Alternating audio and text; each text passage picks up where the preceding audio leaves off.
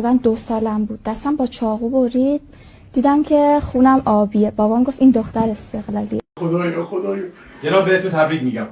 مادر و بچه هر 2 سالمن. خدایا شکر. تبریک میگم.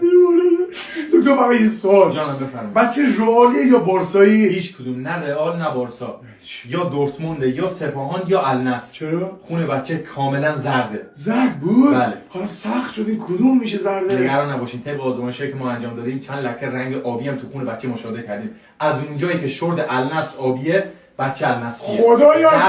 خدایا شکر. بچه رونالدو فنه. جانم بابا فدات بشه.